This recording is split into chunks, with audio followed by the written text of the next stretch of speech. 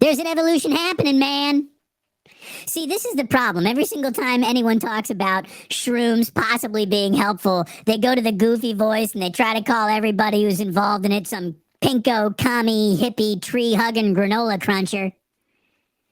And maybe Aaron Rodgers is a little bit of those things, but it doesn't mean he's wrong about this. Maybe we took it a little too far.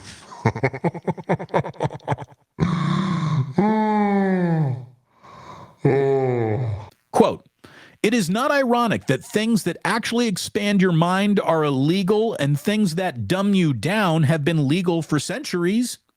It's a quote from Aaron Rodgers. There are a lot of people who are using things that Aaron has said in the past against him to make fun of him in this moment, to laugh at him. And it's harder to find a more high-profile fart sniffer, and he loves his own brand, than Aaron Rodgers. Like, no one believes what Aaron Rodgers sells as much as Aaron Rodgers does. And Pro Football Talk says one thing that didn't change is the not-so-subtle persecution complex that Rodgers takes wherever he goes, saying, quote, "I guarantee you all these bums who want me to come after me online about my experience and stuff, they've never tried it," end quote. I'm on Team Aaron Rodgers here. I am. I bet you. Look, Aaron Rodgers says a lot of things that make him annoying. I actually think he's onto something here. I really do. I really do. The reason why mushrooms are illegal is because Eli Lilly hasn't figured out a way to sell them to you yet. And as soon as that happens, you watch when Pfizer and drug companies get their arms around the psilocybin or whatever it is that helps people, and they can sell it to you, and you can't just find it and use it yourself. Watch it all become a little bit legal then, right?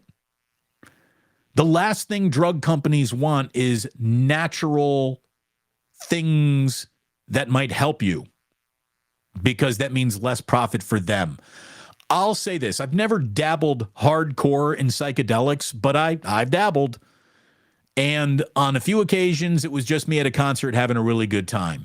On a couple of other occasions, it was a profound experience that strips you of your ego. And when I think of things that could really help America, the amount of people walking around with bloated, unearned egos that a little stripping away for a few hours as you take your psychedelic journey, it could do a lot of good.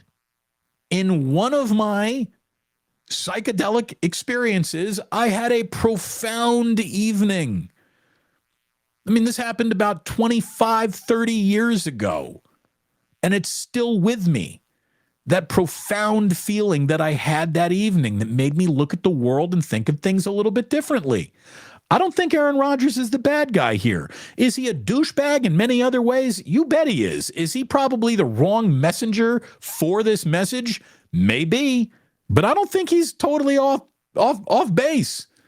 There's a lot of documented Ivy League caliber research that says psychedelic drugs under the right circumstances can really, really help people. And it was all turned into the boogeyman by Nixon, who started labeling all this stuff a controlled substance, first class, it's the same thing as heroin and cocaine. It isn't. It isn't. But unfortunately for Aaron Rodgers, he always says like one thing too much that makes you go, come on, Aaron. Rodgers said, words are so interesting. They have such power in their spells. If he just left it right there, again, it would have been a little Earth of Blue, hippy-dippy. Are you dating a Wiccan? But, okay, if you want to talk like that, words, look at it this way. Words are interesting. Words are powerful. They have such power in their spells, there's a reason it's called spelling. Because the way that the letters are put together have such power.